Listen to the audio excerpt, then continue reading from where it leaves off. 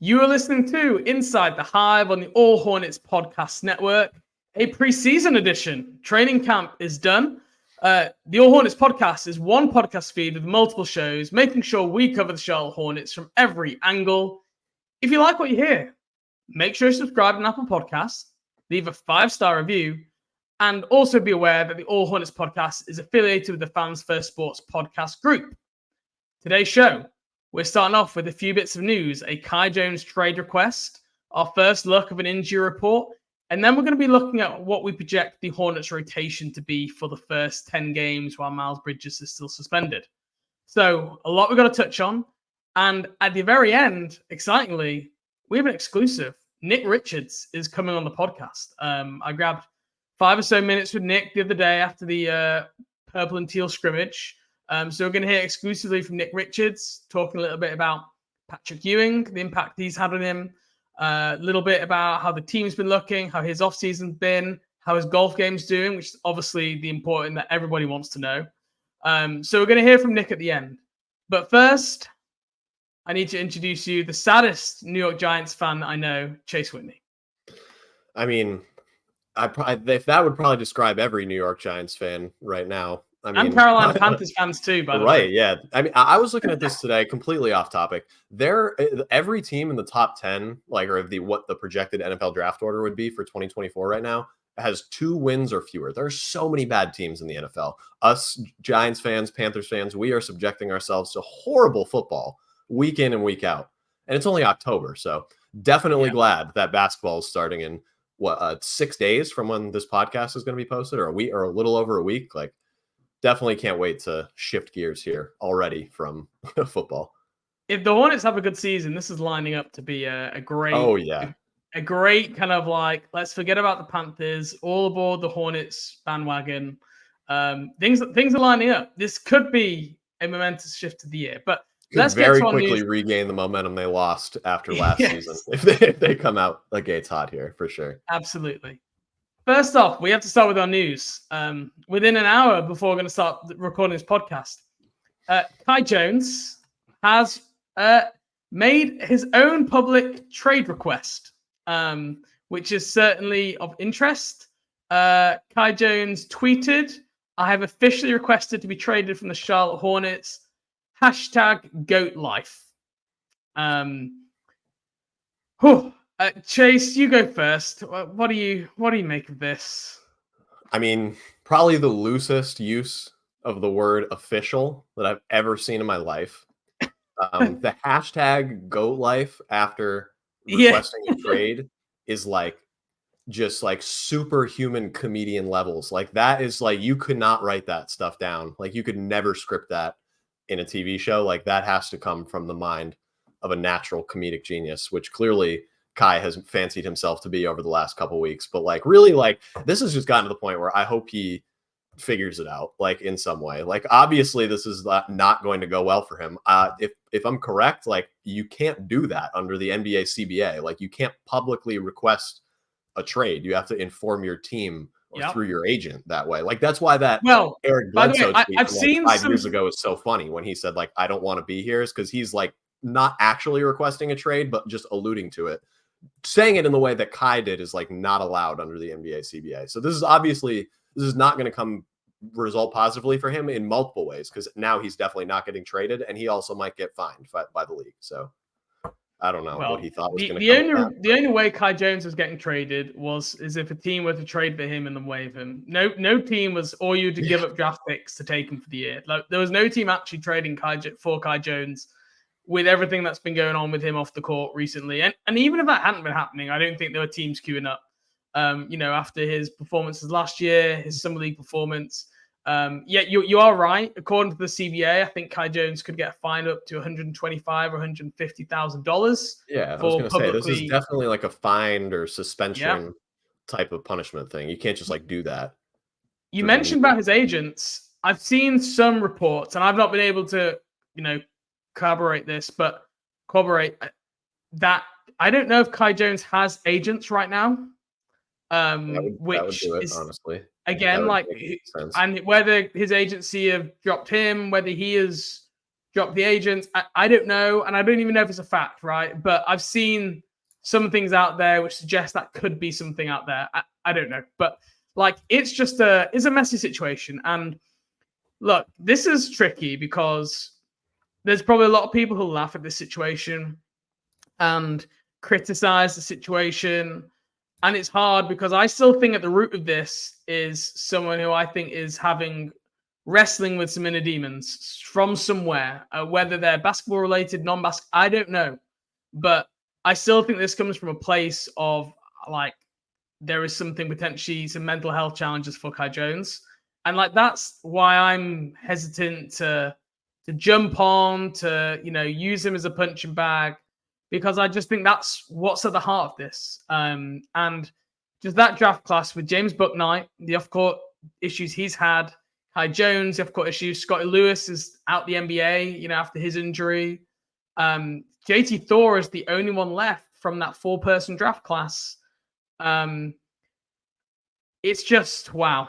What a real train wreck that draft class was. And more than ever, doesn't this just reaffirm like the importance of knowing who you are drafting as the person, like the character of the people? You look at James Bouknight and Kai Jones, athleticism, speed, none of these things were ever questions for these guys, but who they are as people has stopped them from developing into the potential that they had. And it's a difficult pill for Charlotte to swallow, but I think one the Hornets fans are going to remember for a long, long time. I mean, especially coupled with the fact that this team traded a future draft pick that they may not have this upcoming season for Kai to be on the team. And however this ends, presumably it's not going to end with him like signing a contract extension with Charlotte, which is obviously the goal when you trade back into the draft to select somebody that especially had the athletic on-court potential that Kai had coming into the league. Like, we expected quite a lot, I think, when Mitch like came up on the podium and was like, the phone was ringing off the hook for this 11th pick. When James Bouknight was on the board, we took him. We knew there was a lot here. Like when all these other teams were calling us, we like Kai so much, we traded a future pick to get back into the draft and get him. Like, you're betting a lot on this here if you're going to say the phone was ringing off the hook, but we didn't take any of these deals. And then we also gave up even more to get back into this class to get another guy.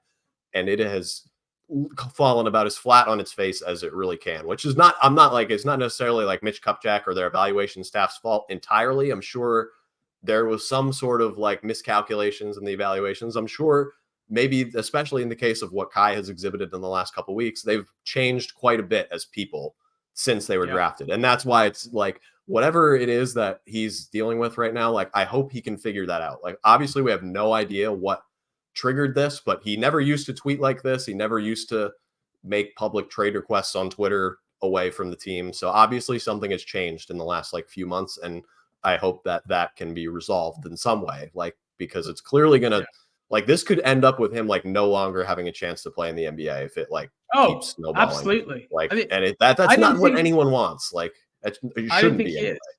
And he struggled to adapt to what the NBA wanted from him. And I think for me, this comes down to, it was a scouting failure, like an intelligence failure. Like, they did not understand what made these people tick and the kind of strength and inner belief and whatever, that's why you hear about a draft combine. People do all these tests and they get to speak to know the prospects. And, Tyrese Halliburton is the great example. He was the guy who you could poke the holes in his game, but anyone you spoke to who was a scout or close to him is like, Tyrese Halliburton is like just an all-time person. And those are the guys that you want to bet on. And there is a reason for that. And I think Charlotte did not have the intelligence about these players that they needed to make decisions. There's other reasons why Kai Jones was supposed to be in the lottery and slid down to whatever it was, 19. There are other reasons why James Bouknight was supposed to be a top 8 pick and he slid. And I think it's because other teams had access to that information. And I don't think the Hornets did. And years on now, the roster is paying for it because of the lack of talent in some areas. And they're paying for it literally for playing two guys who they've paid now for 2 going into year 3, who have not really helped them win a basketball game. Maybe 1 or 2 over 2 or 3 years. And when you're a team like Hornets wanting to build through the draft, like we've talked about all the time, you just can't afford to make those mistakes and then turn into an NBA contender. You can like muddle along as a 40-win team, making some of those mistakes some year. But if you're going to build through the draft, you can't botch 2 first-round picks in the same year. Not even that they're disappointed from their potential, but they're not even a rotation player. That's a big question mark. So, I mean, how do you think this plays out? Like from here, he's made this. It wouldn't even surprise me if he like tweeted out being like, haha, it was a joke. I'm not really requesting that tomorrow or today. Like his behavior is so unpredictable. I've just got no idea how to read the situation anymore. Right. Like that's why I said at the beginning, like it is the loosest use of the word official that you can possibly, like, who knows if anyone other than him was actually informed of that before that tweet. Like maybe the Hornets front office staff was reading that tweet being like, well, this is the first time we've seen that. Like, who knows, like with what's happening. Like, and that's did he get hacked? You know, right? Exactly. Yeah, exactly. Like that seems to work pretty often nowadays anyway. But like, I think like the only positive way that the Hornets as a team could salvage this, like without like just losing him or just waiving him now or something, would be to just aggregate his salary in a trade in some way. But obviously you're going to have to give up like a 2nd round pick or attach it with like another player that makes money so you can match up to another player's salary. Like, and that wouldn't be because he is going to that team because the other team is like, we can, you know, we can salvage what this asset here and turn him into a good player by the time we need to like extend him to his next contract, which is that next summer, by the way. So this is time is really ticking here already. So it's going to be so hard for anything to happen other than him just right. Like that option's not getting picked up. I can't imagine anything happens other than he gets waived or just doesn't join the team this season and then just is an unrestricted free agent next summer. I think his option doesn't get. I think he gets waived before the option date even comes. That's my read in the situation now. I think that is most likely. You know, maybe you say to him, "We're going to waive you," and if you come back in a year and you've rehabbed yourself, you've got a different outlook on things, and you want to and if you can earn the trust and respect back of your teammates, we'll give you a 2-way slot and you can come back. But for me, this team is not deep enough in the front court or experienced enough to just have that position filled by Kai Jones being away from the team for the whole year. I can assure you that that's not what new ownership will want either. So for me, I think he will be, again, this is new ownership. They did not select Kai Jones. This is someone they've inherited. And they probably, their first impressions, tell you what, probably not great. So I think Kai Jones is probably going to get waived. I think they could then use that spot maybe to bring in another big. I mean, they could sign Nathan Mensah. I don't love that move. I'd rather bring in a more veteran voice. I think, but Biz is still a free agent. Bring back Biz, hashtag. I'm all about that. Or maybe they use it to take another backcourt option into the season. And I was just going to say, you got 3 guys fighting for a roster spot right now. Why not keep Ntilikina and Sumner or it's possible. RJ Hunter? That's possible. It makes them and I'm sure the Hornets front office sees that too. Like these guys are here battling for a roster spot. Frank is potentially playing through somewhat of an injury right now, as we'll talk about later. And Kai is just not here. So why not? From their perspective, why not? These guys are here, committed, bought in, playing hard every day, and he's not at the moment for whatever reason. Yeah. So I don't know. Tough situation all around. I hate that we have to lead off a podcast. It should be an exciting time of year on Kai Jones trade requests, but we have to touch on it, right? We have to touch on it. Next up, Hornets injuries. We have our first injury report ahead of the preseason game, which is tonight. If you are listening to this on the day it is released, they're taking on the Miami Heat. And again, I would say a mixed bag, right? You always want to just see no one on the injury report. That's what you want to see. But we have an update that Miles Bridges is going to be suspended in preseason, which if you've seen me tweet over the last week, you will have seen that I tweeted that he was available. And then I tweeted later that he wasn't. And all I can say is I was told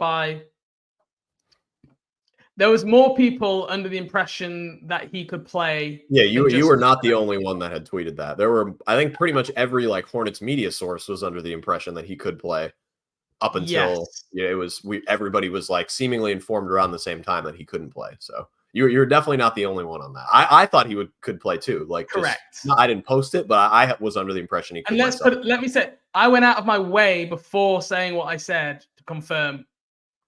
Nobody was just throwing it out there. So this wasn't me assuming and throwing it. I had pretty reliable confirmation. And look, things change. That happens.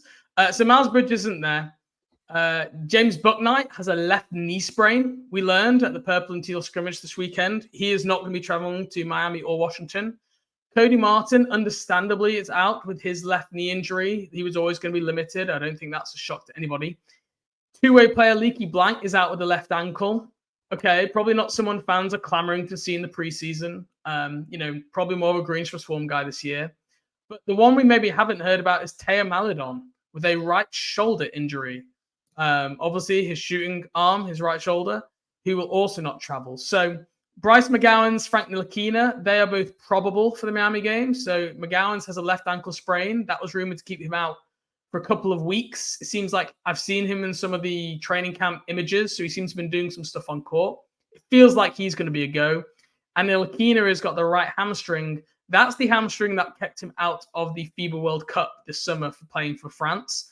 So I don't know if it's been a reoccurrence of something in training camp, which I doubt.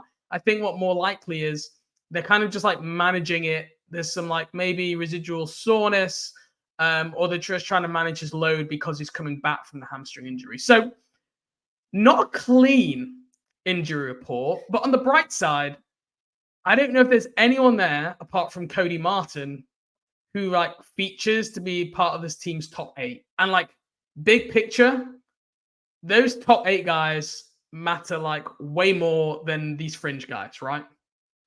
Infinitely more. Like if you told me, even if this was opening night, the injury report, I think that's still like a win. Obviously, not having your full rotation in Cody Martin is ideal. You want to have like what is probably like your 6th, 7th, 8th best player, depending on how you view him. But like getting that top starting 5 with your 6th man locked in, and either PJ or whoever, Brandon Miller, whoever that ends up being at the beginning of the year, that is infinitely more important. And just being able to see those guys on the court together and kind of see how they mesh for, I think Steve Clifford said most guys are going to play over like 12 to 14 minutes per game in the first preseason game, or they're going to use 12 to 14 guys, I should say. I'm sorry about that. They're not going to play 12 to 14 minutes. They're going to play about 12 to 14 players, use a very deep bench, obviously, give everybody reasonable minutes. Starters will probably play heavy in the first half, and then they'll hand it over. So it's really just kind of sucks for those like Teo Maledon, Leaky Black, Bryce McGowan's, maybe even Frank Ntilikina, perhaps, like that would have been those guys that are getting extended run in the second half to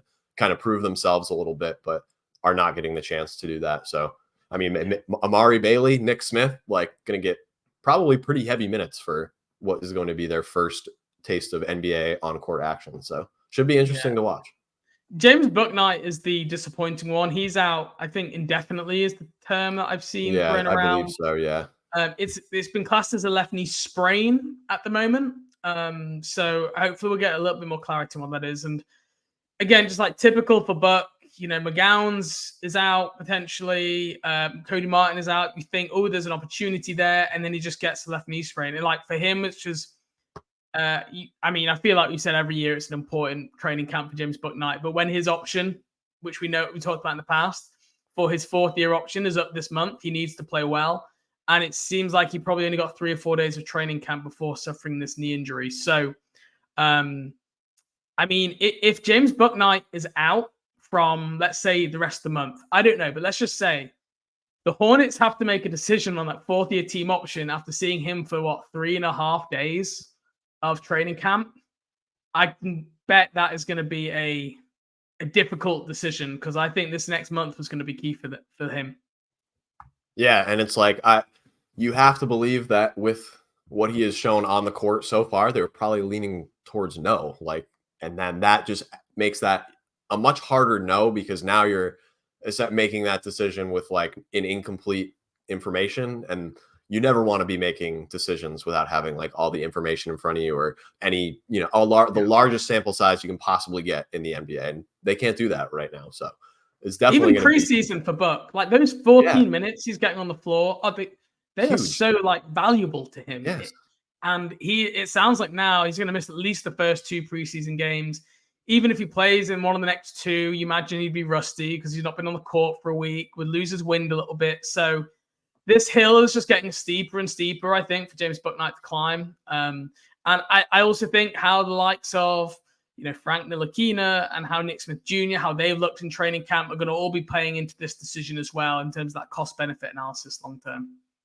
Yeah, right. And if anybody ahead of him plays well, like, you can pretty much kiss that chance goodbye. Like, because you're not getting a crack at the rotation probably as the 13th guy in the regular season. The preseason is the time for that. So it just, for young players and guys that like aren't in the rotation, like right at the edge, or in Bouknight's case, have an option year coming up, the timing for this is just not ideal at all. For like Teo Maledon, he can rest. Like, he's on a two-way already. Like, basically his role is kind of just locked in, like, unless the Hornets want to sign him to a guaranteed deal for the backup point guard spot. But it's going to be tough to reclaim any sort of spot on the fringes of the rotation for Bouknight right now. Anything else here that you want to touch on injury-wise? I don't think so. I think pretty much, I mean, like we said, unfortunately, it was kind of expected that Cody Martin was going to be, I believe they're still referring to him as day-to-day, just limited. Haven't really given like an official time frame on it, or like an in or out. Obviously, he's going to be out for these two preseason games, but even beyond that, the last preseason game, we don't know yet.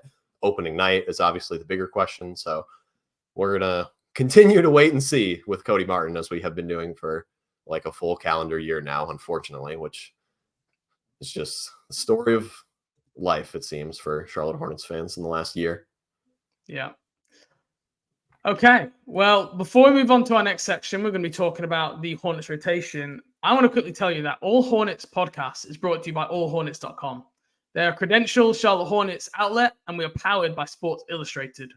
Allhornets.com aims to bring you 360-degree coverage on all things Charlotte Hornets, from breaking news, game recaps, rumors, starting fives, fan Q&As, in-depth analysis. Allhornets.com does it all, and nobody does it better. Austin Leak, the founder of the Charlotte Hornets only Instagram page, he has just posted a massive long-form article looking at Mark Williams, the evolution of Mark Williams.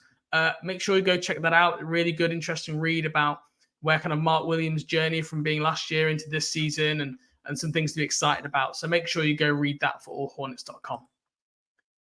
Okay, Chase, I challenged you to go away and come up with your rotation predictions for the first 10 games. And this is no Miles Bridges. And we've said that basically to do a rotation with Cody Martin if he's healthy, and then also one without. So I guess first, before we get into the detail of who both of us have picked, how hard did you find the exercise? Did you think it kind of wrote itself, or was it challenging for you? It actually kind of fell into place very nicely for me, because obviously I assume the same as for you. The starters were the same no matter what, like with or without Cody Martin. So and the hierarchy of minutes for the starters I thought was pretty easy. Like, you obviously want LaMelo and Rozier on the higher end, Hayward on the lower end because of the risk of, him falling and his arm or ankle just snapping into a million pieces, and then PJ and Mark probably on the lower end as well of the minute spectrum. And then the bench, like with or without Cody, is a little bit different. But yeah, I feel like you still have, like, you want Brandon Miller near the top of your bench rotation regardless. So it did fall into place pretty nicely for me, the way that, and it helps that the Hornets talent is like kind of spread out across the positional spectrum for like the rotation players. Like at the end, the guys that are on the fringe of the rotation, you basically have like 4 off-ball guards, and like Nick Smith, Bryce McGowan, Frank Ntilikina, Edmund Sumner, like James Bouknight. Like, how do you pick between those guys? But ahead of them, it's actually a lot easier, I thought. Yeah, I think the starters, you're right. Starters are pretty easy. I found the backup guard rotation the most challenging aspect of it.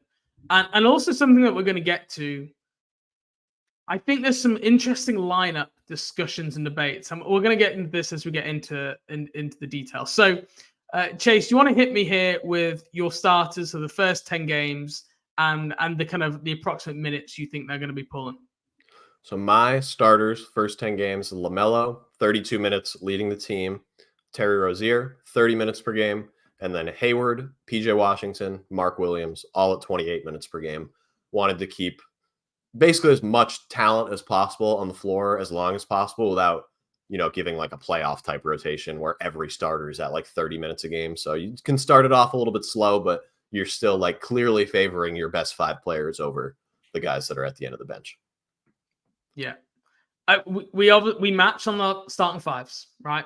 So I agree with you there. Our minutes are actually almost identical. We have the same minutes for PJ Washington, Mark Williams, and LaMelo Ball. So we are very well lined up.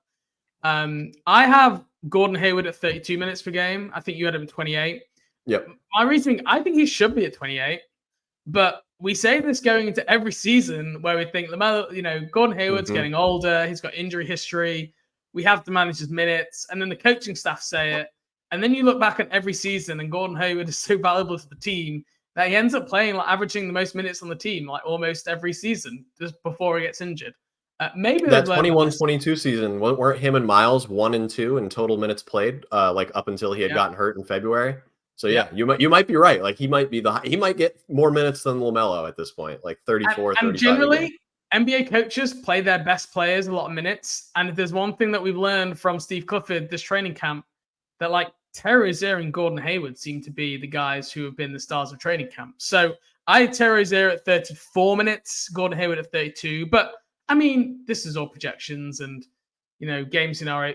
We're pretty much a wash there. I think that's pretty certain really for training camp. And that's going to be the starting 5 starting preseason. So I think that's good. You're going to get some continuation there from carryover. It's not like I saw some of the preseason lineups for some of the other teams, and they've got 1 or 2 players missing from their actual starting lineup, and that's going to hinder that chemistry. So I think that's positive. Second unit, Nick Richards is obviously going to be the backup center unless you went rogue and went Kai Jones. The trade request Kai Jones did not go rogue. I did not disavow Kai's wishes. He is no longer in the rotation per his own desires. Yeah. We both have him at 20 minutes, I presume, behind Mark Williams at 28. Yep. Yeah. Filled out the full 48 with Mark and Nick. I would love to see a small lineup. Don't get me wrong, but I don't think it's going to happen. Not early on. I think. Right. Yeah. Maybe if someone gets hurt, then almost certainly it will. But JT Thor might be your backup 5. He might be your backup 5 now after Nick Richards. Right now, I think he kind of has to be. It's possible. It's him or PJ. Just with his size and length and how Steve Clifford talks about him. Now, obviously, PJ Washington's done it before and for a lot more minutes, so he's more proven. But we also know that when PJ Washington plays the 5, this team does not rebound, and this team is not good defensively. And those are 2 things that Steve Clifford very much values. So it wouldn't surprise me if they experimented with it. Right, let's go through the rest of this backup unit here, position by position, a little bit slower. Give me your backup 4 and their minutes. So my backup 4. We're doing the bench without Cody Martin first, correct? As if he were not available or with him available. Let's do it without Cody Martin because he's gonna be out the first preseason game. We don't have a date. Yeah, let's do without Cody first. So my backup 4, if Cody Martin were not available, obviously you got to throw this one to JT Thor. I gave him 18 minutes too.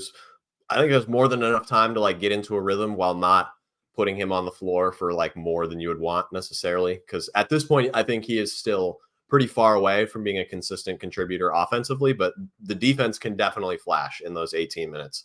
Give him like maybe 2 7-minute stints or something like that, and then a 4-minute stint in the second half or the fourth quarter or something like that. So I think it sucks that when the team's fully healthy, it kind of shakes out that he might not be in the rotation, like unless Steve Clifford would have stretched it to like 9 or 10 guys, which he seems to be like somebody that is in the favor of the coaching staff. So it would be unfortunate if the math just didn't shake out for him and there just simply were not enough minutes to go around. Because I think the coaching staff would like to give him an opportunity if it was there. And this would be a way to do that if Cody were out.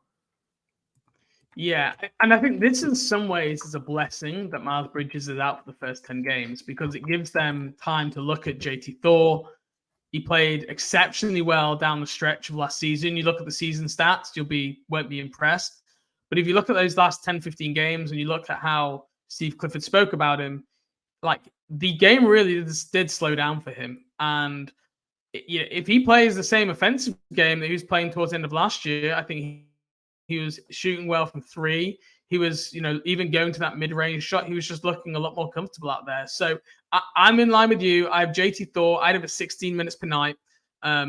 Solid backup 4 minutes. And I agree with you. I think even when Miles Bridges is back, it wouldn't surprise me if they find a way somehow, somewhere to try and get JT Thor some minutes, because he is one of this team's better defenders. Like Steve Clifford's talked about it. He's probably knows the game plan and executes one of the best on the defensive end of the team. And Steve Clifford wants those guys to find their way onto the floor. So I went JT Thor as the backup 4-2. Your backup 3, Chase, reveal. Backup 3, the number 2 overall pick, Brandon Miller. And I wanted to keep it in sync here. I gave him 24 minutes per game as well. And that makes him the team's 6th man right off the bat for me. Nick Richards obviously is at 20 minutes to fill out the center rotation. Brandon Miller leading the second unit minutes per game. And I mean, given the lack of a true secondary point guard behind LaMelo, obviously you assume that he plays with Terry Rozier quite a bit, but he's going to get quite a bit of opportunity to be a playmaker with this second unit if he played that much too, which is a great thing to get to tap into early in his career for him. Because if you can get those reps early on and iron out the kinks as a 20-year-old rookie rather than being slowly brought into it and integrated, maybe how Mark Williams and LaMelo were, he's going to just be farther along in his development and getting comfortable playing in an NBA game, which all the reports out of camp seem like he's already pretty comfortable doing that anyway. Yeah. So, and this would just go even further towards establishing him as a bona fide rotation player very early on in his career, which would be huge for the Hornets' depth this season, especially if they want to be a playoff team. Yeah. I have Brandon Miller. I have at 20 minutes. I think by the end of the season, he'll be where you are, if not playing even more. Me too. Just the way these things go. To start the season, I went a little bit more conservative. Steve Clifford might not want to throw the rookie in too much early on, just while he gets to grip. He'll probably make some mistakes early on. And so I went Brandon Miller 20 minutes as well. I had him kind of joint off the bench with Nick Richards around 20 minutes per game, but that could change. Now to the backcourt, and I think this is where it gets trickier for me. Who is your, and depending how you line this up, these might be more interchangeable position-wise between your traditional point guard and shooting guard, but where did you land on your backcourt? Yeah, so mine, I don't know if this would be necessarily unpopular if you were to get Hornets fans and media that could all build their own rotation. I don't know if this would end up or if I ended up where most people would, but I split it between McGowan's and Edmund Sumner, with Bryce McGowan's getting 18 minutes and Sumner getting 14 minutes. And it kind of goes back to what I was just saying about Brandon Miller, but if Brandon Miller is the only playmaker in that unit, I think with Edmund Sumner gives you the best chance between maybe him, Frank Ntilikina, Nick Smith, or I guess even Amari Bailey or Teo Maledon on a two-way. I think that gives you the best chance of having a secondary ball handler, somebody that can even masquerade as a lead guard for a couple possessions, which Sumner is not a point guard, but his ability to handle the ball, get downhill. He's 6'4", is pretty good positional size to defend on the other end. A good finisher at the rim, slightly improving shooter over the last couple of years, but even then, that's not something that Frank Ntilikina or anything is going to give you anyway. So it's kind of a wash in that regard. I just think he gives you the most offensive juice as a backup ball handler, basically. And right now, that's what the team needs in my mind. I don't think this team's shortcomings, especially with this rotation right here, that I have is defense. You have JT Thor playing 18 minutes, Nick Richards, Brandon Miller, and basically your whole starting five, with the exception of Terry Rozier and LaMelo, are good to above average defenders. So I would rather go with that last spot in the rotation, 14 minutes a game, just give you somebody that can give you some punch as a driver scorer type rather than versatile wing defender and Frank Ntilikina. I completely understand that point of view, and I thought about it. I played around with it. It's not what I've got down, but before I did this exercise, before we had the injury news, right? And at this point, I thought Bryce McGowan would probably be out because of that ankle sprain, and I thought that Teo Maledon might be healthy. And what I actually had was Teo Maledon and Frank Ntilikina sharing the backcourt. Teo is the point guard. Now I would actually change my mind, because with this right shoulder injury, impact. McGowan's is back playing. I think I would maybe lean. It'll be Frank Ntilikina and Bryce McGowan's, which I have some serious questions about the point guard play on that kind of backup unit. But if I've learned one thing over the years, the many years of watching Steve Clifford teams, is when there is a defense first guard in the mold of Michael Carter Williams or in the mold of Dennis Smith Jr., Steve Clifford is going to find a way to get that guy minutes. And the way that he's already talked about Frank Ntilikina being an elite defender, the fact that they gave him that kind of more guaranteed contract, more so than Edmund Sumner, and that Cody Martin, I think, is probably going to be out. I just think Frank Ntilikina is a Cody Martin light. And I wouldn't even shock me if they try and look at Frank Ntilikina to play some point guard. I mean, this is what he came into the league doing. In New York, he played around 50% of his minutes as a point guard. And then he went to Dallas and he played next to Luka Doncic, who has the ball 90% of the time. And it is all based around Luka, and he had to adapt. And he's now going into year 7. He's got a little bit more experience. I just think in preseason, now is the time that you can experiment with that. And you can see what it's like. So I had Frank Ntilikina and Bryce McGowan's, but I admit there is not a great deal of shot creation there. And I think your unit is better with that Edmund Sumner piece, but still isn't great. You're talking about Brandon Miller and Edmund Sumner basically being your like creative players, those players who are good at making plays for others. Because JT Thor, Nick Richards, and Bryce McGowan's aren't necessarily like guys who create a lot for others. They are more guys who, like, you get them the ball in the right spot. Like McGowan's will drive downhill, shoot open threes. The other guys are not creators. They are finishers. So I do have some real concerns about that like second unit playing together. And the more and more I looked at this, Chase, I just think they have to try and stagger some of that second unit with the starters. Do you not agree? Like, you've got so many playmakers in that first starting unit. You move Gordon Hayward to the 2 with like in the backup unit alongside Brandon Miller and Frank Ntilikina. That makes some sense. You put Terry Rozier in there, but just keeping those 2 units separate, I think this second unit will really struggle to score the ball. And until Miles Bridges is back, then the dynamic changes. But until that point, I worry about the offense in that second unit.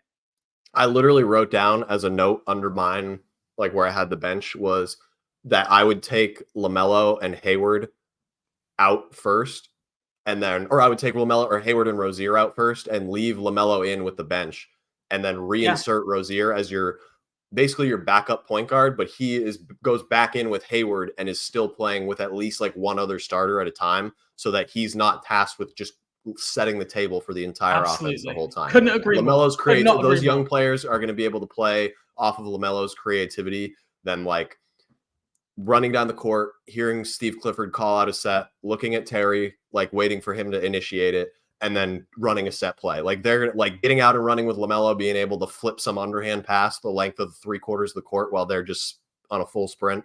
Just a much easier route to creating quick, efficient points, I think. And that was what I was trying to do with this second unit here. Because I think Edmund Sumner could be that guy. Like his downhill driving is very interesting to me, like alongside LaMelo as like a quick pitch play. Like you could set up so many of those like type of actions that they used to do with Bryce McGowan's last year just to get him going downhill. You can basically do the same thing with Edmund Sumner. So I actually, because right now they only have one roster spot open.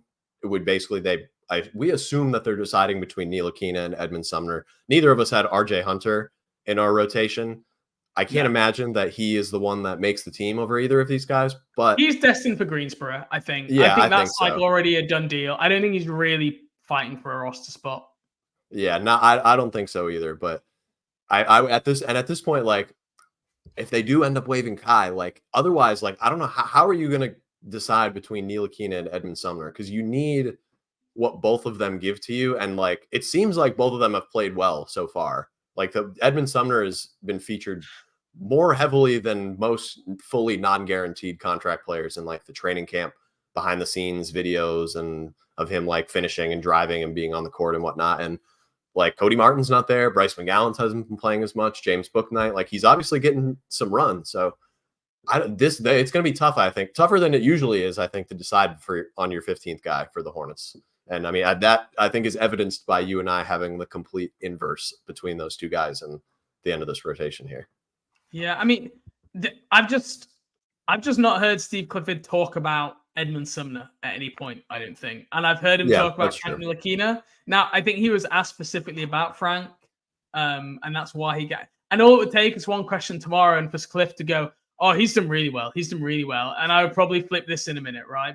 But at this stage, with the information we have, and just knowing from what Steve Clifford values as a coach, I just leant towards the Ntilikina side. But it's difficult. And that backup unit, I have to say, that backup unit with no Bridges, with no Martin, I think it will struggle. I don't look at that and I think like, no, this is a good unit. I think that's a unit that's gonna struggle. You're relying a lot on rookie Brandon Miller carrying that offensive second unit. And that's why, like you said, they have to try and find a way to figure this out, to stagger this.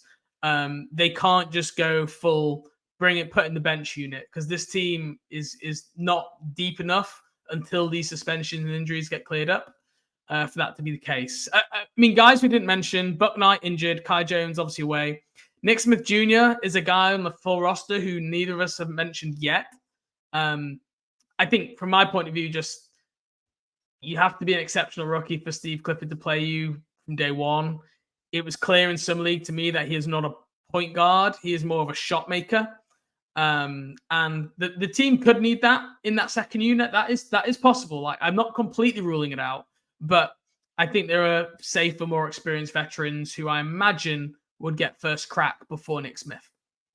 Yeah, and I also think like he's the type of player, or where he's at in his developmental stage, or the stage he's at in his player development, he's probably better off playing like 28 to 32 minutes in a game than playing like 10 to 14 minutes. I think like just the volume of reps that he needs, because like you said, he's not a point guard yet, but he's like too small to be just like a scoring wing or scoring guard really. So he does need to supplement that with something, like whether it's defense, like playmaking, just like energy, like hustle plays or stuff like that. Like, I think that's just much easier to figure out with getting tons of minutes as a starter in Greensboro than having to come off the bench in 14 minutes and you have to be perfect and execute, or else you're going to lose that spot because you're already not playing a lot and you need to help the team when you're out there. And obviously helping the team win games on a nightly basis is not the complete goal in Greensboro. So I think that's just a better spot for him right now. And then when Miles Bridges gets back, it gets really complicated. And we're going to tackle that. We're going to tackle that rotation projection discussion another time, because like there's no point talking about it now, because what we think we know now to what we know after like 10 NBA games, we're going to be in a different stratosphere. It happens every single year. Like, you learn so much in that time, and it will probably be very obvious to us at that point what will or should happen in the rotation. Whereas right now, it kind of seems complicated. So, but yeah, we're pretty much matched up. Some minor disagreements around those backcourt roles, but I didn't feel strongly about that. I can see that playing out anyway. Any final thoughts here on this Hornets rotation before we hear from Nick Richards? Do you want to do our rotations with Cody Martin real quick, if he were to be available for these 10 games? Yeah. I imagine it's still very much, mine is very similar, just with Cody Martin in place and with a higher minutes load than a couple other guys. But you hit me with yours first. What is your bench rotation with Cody Martin healthy, which we're speaking it into existence is going to happen on opening night this year? Yeah, I went with, again, I don't love how these two play together, but I hope it wouldn't happen that much because of the staggering. Cody Martin and Frank Ntilikina both in the backcourt. And I basically would drop out that Bryce McGowan's Teo Maledon spot, just because I think Steve Clifford might like to find a way to get both those guys on court. I know people say, well, they kind of like offset each other in terms of they both specialize in the same areas and that like on-ball defense. But I just think from like, talking about caliber of player, I just think those two guys are probably a little bit of a step ahead right now. And I think Cody Martin and Ntilikina have more playmaking than McGowan's, and they have better defense than Maledon. So that's what I went for. I still had his minutes like pretty low, just because I think if they do bring him back, it'll be very slowly on probably minutes limit to start. So I still had him basically just slotting into that spot in the backcourt. Yeah, I took JT out took 2 minutes away from Bryce, and then put Cody Martin in at 20 minutes, which ends up with a pretty small second unit. Bryce McGowan's ahead of JT Thor in your. I just think that this team just needs offense, like to a noticeable degree more than they need defense, especially in the second unit right now. Like I was thinking about this too. If Teo Maledon were on a guaranteed contract, he would be like, no question, like 14 minutes in this for me. But the fact that he is limited to 50 appearances this year, like they have to use them sparingly. Like they can't just put him in the rotation when there's not like an injury or foul trouble or something, because then you're going to burn 10 of his 50. You're going to use like 20% of his total availability for the season, like this first like couple weeks. I don't view it that way at all. I view it and this is interesting. I view it completely differently. I view it as if you reach a point where Teo Maledon has reached his 50-game limit, then he's probably important enough that you need to like sign him to a fully guaranteed contract. And at that point, you just find a way to make that happen. I mean, he might even come out of training camp. I don't know about this right shoulder injury, but I still think there's a world where he earns a full rotation spot. Like it wouldn't shock me if he proved that he was the best backup point guard ahead of Ntilikina and Sumner. He's a more traditional point probably than both of those guys. I think for me, it's like if he's playing good enough that he plays in 50 out the first 50 games, then you find a way to make space from the roster and you sign Maledon to a contract. So that's I guess how I view it through a slightly different lens. No, I think I agree with that. Like fundamentally, it's just that 50-game availability. Like if that comes up and you have a full roster, then you're just like screwed.